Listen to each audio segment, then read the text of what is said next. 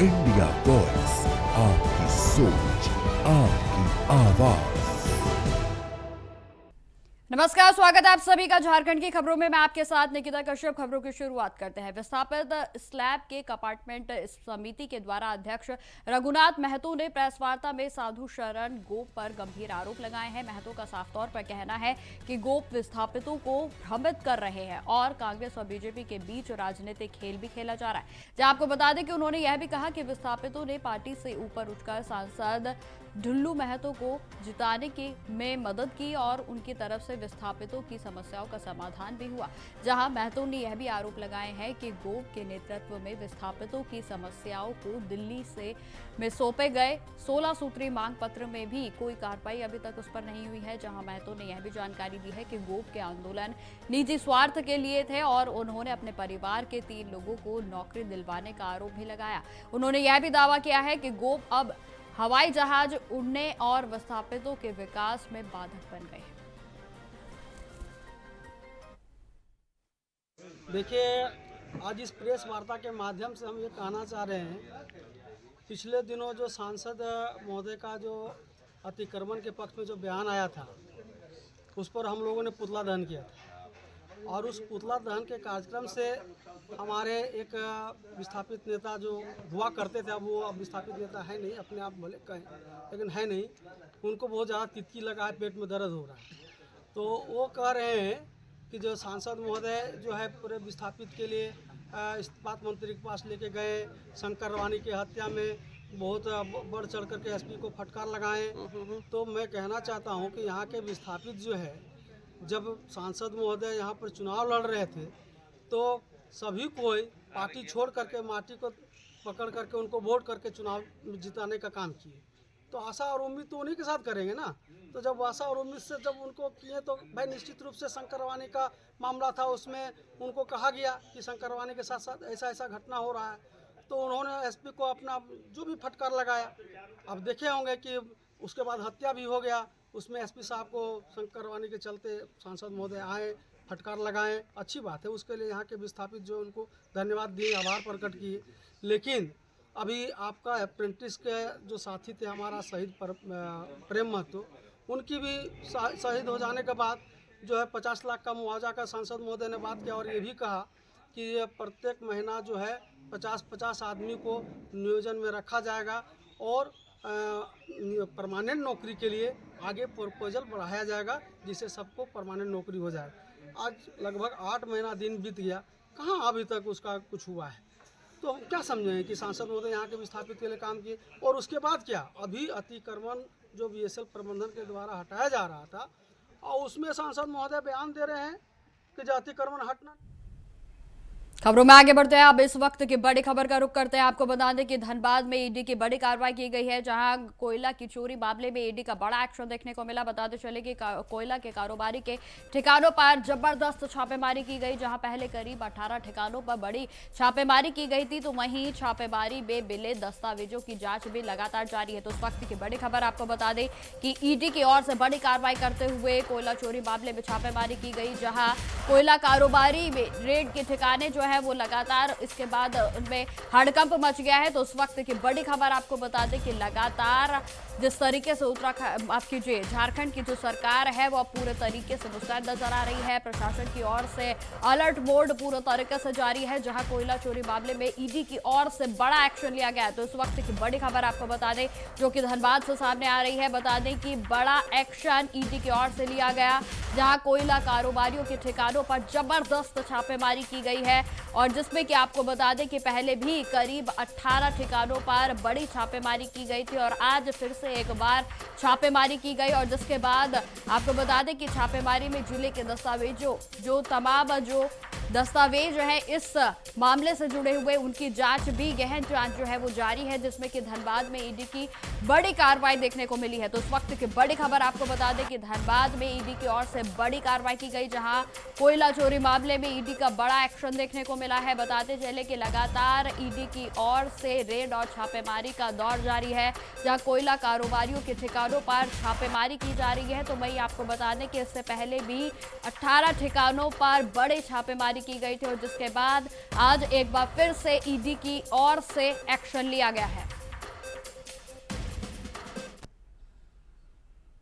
खबरों में आगे बढ़ते हैं। झारखंड से बच्चों की तस्करी का बड़ा खुलासा हुआ है। बताते चले कि 27 मासूमों का बहला फुसलाकर नेपाल ले जाया गया, जहां अच्छी शिक्षा के नाम पर बच्चों को बहलाया गया। तो भाई आपको बता दें कि धर्म परिवर्तन की कोशिश का गंभीर आरोप भी लगाया गया है। तो उस वक्त की बड़ी खबर आपको बता दें कि नेपाल में बच्चों का धर्म बदलवाने का प्रयास किया गया और जिसका मामला संज्ञान में आया है। बच्चों की तस्करी से जुड़ा हुआ यह पूरा मामला है, जहां बच्चों को बहला फुसलाकर नेपाल ले जाया जा रहा था। तो उस वक्त की बड़ी खबर आपको बता दें कि अच्छी शिक्षा के नाम पर बच्चों को बहलाया गया और जहां धर्म परिवर्तन कराने की कोशिश भी की गई। तो इस वक्त की बड़ी खबर आपको बता दें कि ये मामला जो है सामने आया, बेहद ही हैरान करने वाला मामला है, क्योंकि यहाँ पर जो छोटे बच्चे हैं उनको शिकार बनाया गया। बच्चों की तस्करी का ये पूरे तरीके से मामला है, जहां बच्चों के धर्म परिवर्तन की कोशिश के गंभीर आरोप भी इस मामले में लगते हुए नजर आ रहे हैं।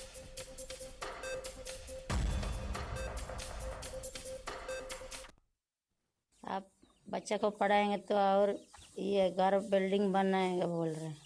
अच्छा, तो पैसा वैसा नहीं है, मुंडा जी ऐसा बोल रहे हैं था।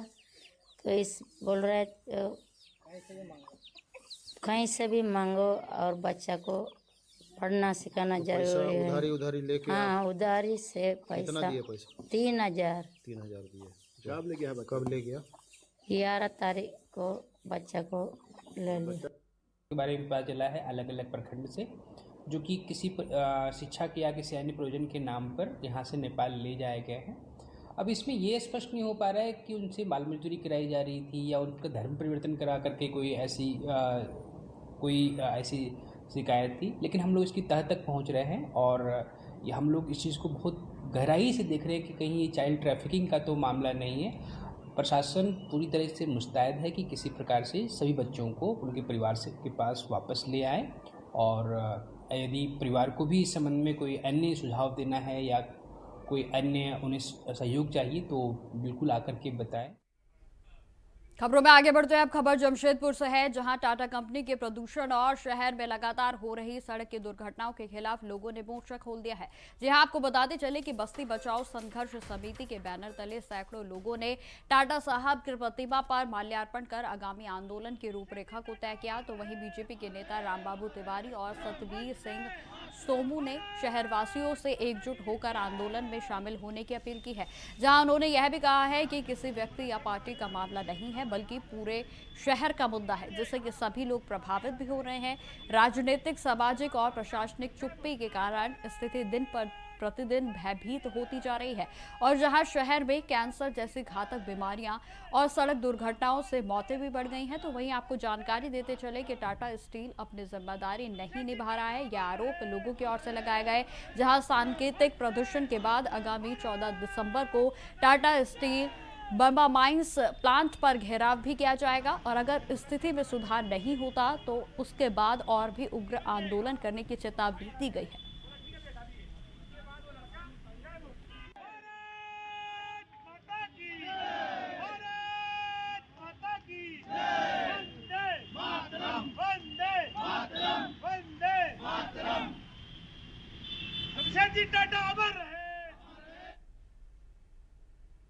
खबरें लगातार जारी रहेंगी, फिलहाल रुकते छोटे से ब्रेक के लिए।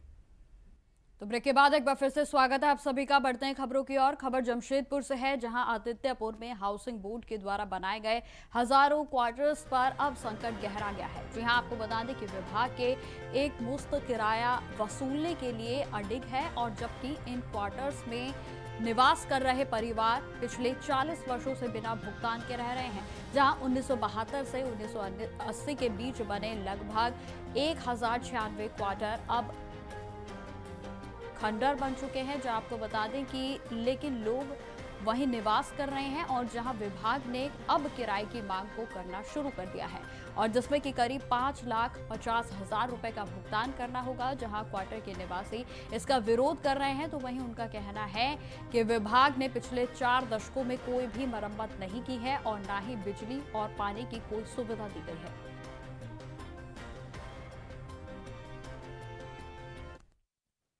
कि कई बार नोटिस दिया गया, उसका जवाब भी हम लोग लिखित दिए हैं।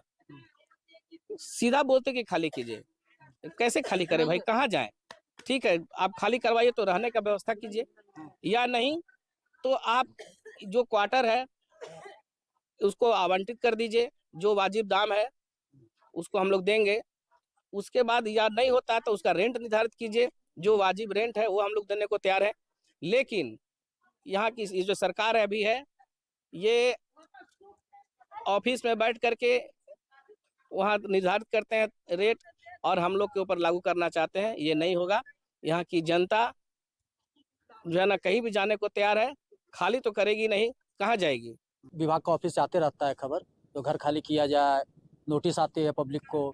पब्लिक के यहाँ मोटा मोटी 40 साल से रह रहे हैं और करीब यहाँ पे 400 से 500 परिवार रह रहे हैं और विभाग की तरफ से कोई भी सुविधा नहीं है, ना बिजली है, ना पानी है, ना रिपेयरिंग है, कुछ नहीं है।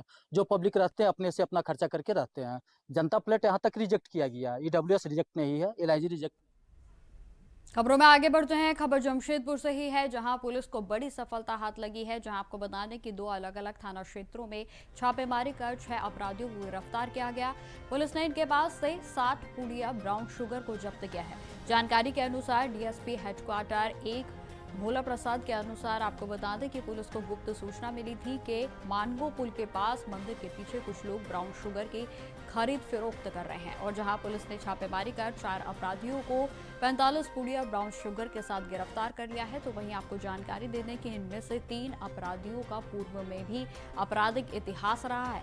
तो वहीं सीताराम डेरा थाना क्षेत्र में भी पुलिस ने स्लैग के रोड के न्यू सीताराम डेरा पार्क में छापेमारी कर 2 आरोपियों को 15 पुड़िया ब्राउन शुगर के साथ पकड़ा और जहां सभी 6 अपराधियों को न्यायिक हिरासत में भेज दिया गया है और जिसमें मामले की जांच लगातार जारी है।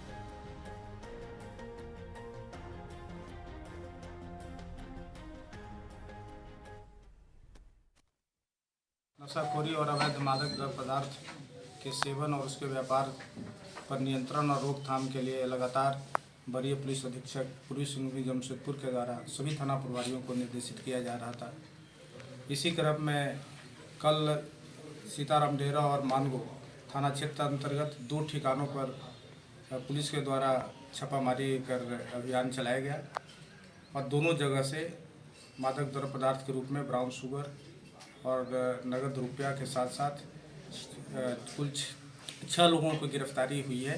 सीताराम डेरा थाना क्षेत्र में सर्वप्रथम करीब 8 बजे संध्या में स्लैग रोड स्थित न्यू सीताराम डेरा पार्क के पास से छापामारी कर 2 व्यक्ति को गिरफ्तार किया गया, जिसमें एक है बादल बनिया और दूसरा गौरव राम। ये दोनों पुराने अपराधी रहे हैं। बादल बनिया कई बार NDPS एक्ट के केस में, चोरी के केस में, गौरव राम की बात करें तो ये मर्डर और रंगदारी के केसेस में, NDPS के एक्ट के केसेस में पहले भी जेल जा चुका है, जिसमें एक मुख्य हत्याकांड जो टकला हत्याकांड था, जो आप लोग जानते होंगे शहर में 2024 में जनवरी या फरवरी के माह में इसमें हत्या हुई थी, उसमें भी ये जेल जा चुका है, आरोपित रहा है और जेल से छूट कर भी आया है और एक काम में लिप्त हो गया है। ये दोनों को गिरफ्तार किया गया। इसके पास से टोटल दोनों मिलाकर 15 पुड़िया ब्राउन शुगर और 750 रुपया कैश इसके पास से। खबरों में आगे बढ़ते हैं। अब खबर बोकारो से है, जहां ठेका कर्मी जयंत कुमार के अपहरण का मामला सामने आया है। आपको बता दें कि उनकी पत्नी अमृता सिंह ने हरला थाना क्षेत्र में प्राथमिकी दर्ज कराई है और जहां अमृता के अनुसार रात में उनके पति मोड़ की ओर से घर लौट रहे थे और जहां छत से उन्हें आते हुए देख अमृता ने सड़क किनारे एक कार और कुछ मोटरसाइकिलें खड़ी देखी।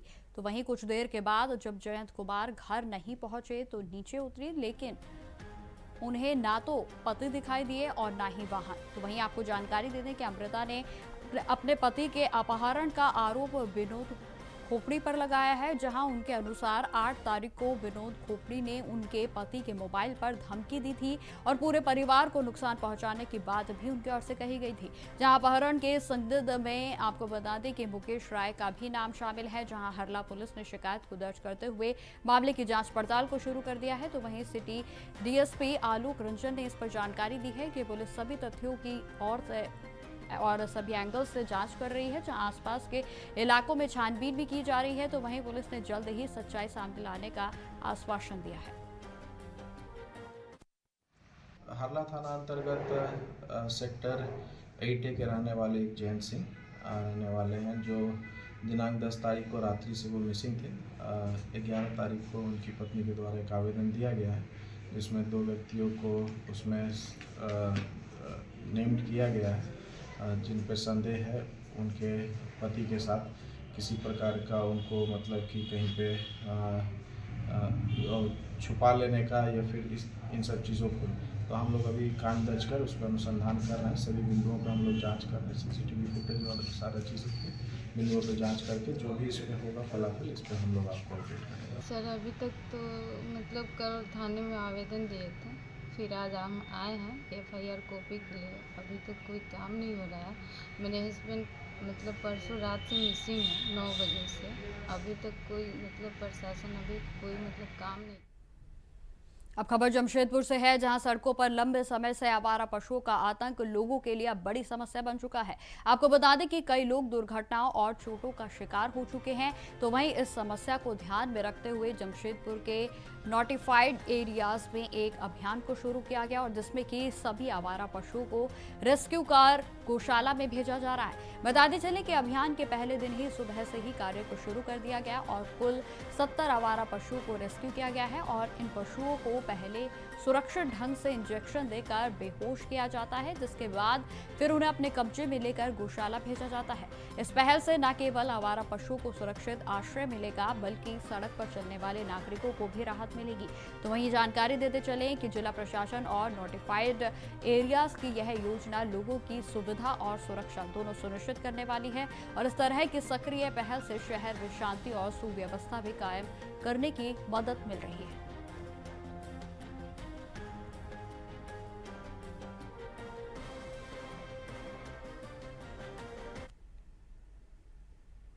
खबरों में आगे बढ़ते हैं। अब खबर करमटिया गांव से है, जहां 40 वर्षीय सितवा देवी चूल्हा तापते समय झुलस गई। जी हां, आपको बताते चले कि घटना के बाद ग्रामीणों ने उन्हें तुरंत CHC में भर्ती कराया और जहां प्राथमिक उपचार के दौरान डॉक्टरों ने महिला के हालात बेहद गंभीर बताए हैं। लगभग 50% महिला जो है वो झुलस गई हैं।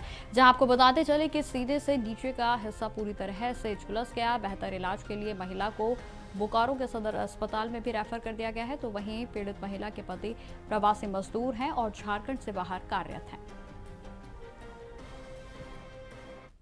लगभग 50% जली हुई है। महिला लगभग 40 वर्ष की अभी आई थी और उनका प्राथमिक उपचार करके उन्हें रेफर कर दिया गया है बेहतर इलाज के लिए सदर अस्पताल बोकारो। कारणों का कुछ पता नहीं चल पाया कैसे अलग? नहीं, किसी ने कोई कंप्लेन नहीं किया। बोला कि ये बोरसी ताप रही थी, ठंडा का समय था, उसमें जल। खबरों में आगे बढ़ते हैं। खबर जमशेदपुर के रघुनाथडीह गांव में से है, जहां आपको बता दें कि 7 वर्षीय बच्ची के साथ दुष्कर्म की घटना का मामला सामने आया है। असल में बच्ची के पिता थाने में लिखित आवेदन उनकी ओर से दिया गया था और जिसके बाद पुलिस हरकत में आई और जहां आपको बता दें कि आरोपी शोभन हुंडा को गिरफ्तार कर लिया गया है। तो वहीं बच्ची की मेडिकल रिपोर्ट के आधार पर पुलिस आगे की जाँच में भी जुटी है। तो वहीं घटना की पुष्टि करते हुए सिटी SP कुमार शिवाशीष ने इस पर जानकारी दी है कि मामले की गंभीरता को देखते हुए कार्रवाई की जा रही है और जहां इस घटना ने पूरे समाज को झकझोर कर रख दिया है। तो वहीं पुलिस ने इस संबंध में BNS और पोक्सो एक्ट में मामले को दर्ज करते हुए जांच पड़ताल को शुरू कर दिया है। 9 तारीख को धालबुंगर थाना को ये सूचना मिली कि 8 दिसंबर को रात में एक 7 साल की बच्ची के साथ दुष्कर्म का मामला सामने आया है। तो इसमें जो हॉस्पिटल अथॉरिटीज़ ने थे उन्होंने धालबुंगर थाना को इन्फॉर्म किया था। रघुनाथडीह गांव का ये मामला है, जिसमें पुलिस ने त्वरित कार्रवाई करते हुए वो जो इसमें अक्यूज था मेन युवक जो 40-50 साल का एक आदमी है, उसको हमने अरेस्ट कर लिया है। उसके अलावा जो विक्टिम है उसका हमने मेडिकल जांच भी करा लिया है और उसका भी सेक्शन 183 का हम लोग स्टेटमेंट भी करा रहे हैं। इसमें हम ये सुनिश्चित करेंगे कि इसमें जितना जल्दी से होगा चार्जशीट हो जाएगा, ताकि ऐसे जघन्य अपराध जो किए हैं उनको 100% कन्विक्शन मिल जाएगा। कैसे रिलेशन में था कि उसी गांव का रहने वाला? उसका ये जो 7 साल की बच्ची थी उसका ये पड़ोसी था जो मेन अक्यूज्ड है। इनफैक्ट वो बच्ची उससे चाचा चाचा कह के बुलाती भी थी। तो ये काफ़ी एक मतलब अमानवीय घटना हुई है, बट इसमें पुलिस अपनी सख्ती से उसको पकड़ भी ली है एंड विल इंश्योर कि इसमें कन्विक्शन होगा, इसमें टोटल जस्टिस करेगी। अब खबर राजनगर थाना क्षेत्र से है, जहां गिंगरोली पंचायत अंतर्गत कुसुम्बनी नाले में बुधवार की शाम अज्ञात महिला का अर्धनग्न शव मिलने से इलाके में हड़कंप मच गया। तो वहीं आपको बता दें कि सूचना मिलते ही पुलिस मौके पर पहुंची और शव को कब्जे में लेकर जांच पड़ताल को शुरू कर दिया गया। बताते चले कि गुरुवार की सुबह एसडीओपी की समीर सवैया और डीएसपी पूजा कुमारी भी घटनास्थल पर पहुंचे और जहां गहन जांच के निर्देश उनकी ओर से दिए गए हैं। तो वहीं पुलिस के अनुसार प्रथम दृष्टया में मौत पानी में डूबने की वजह से हुई है, और जिसमें कि आपको बता दें कि शव की शिनाख्त अभी तक नहीं हो पाई है, लेकिन स्थिति के अनुमान लगाया जा रहा है कि महिला की मौत 8 से 10 दिन पहले हुई थी, और जहां शव के पास साड़ी और हाथों की चूड़ियां भी मिली हैं, और जिसमें कि पुलिस की ओर से मामले की गहन जांच जारी है।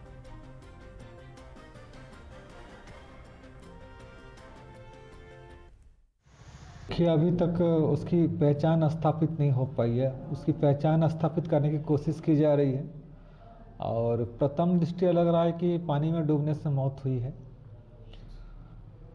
महिला है या पुरुष है?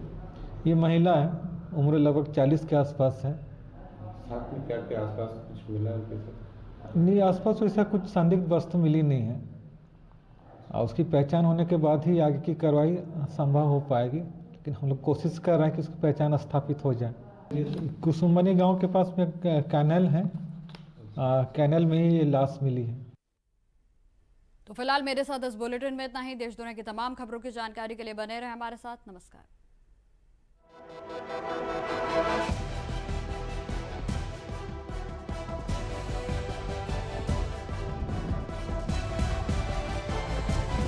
India voice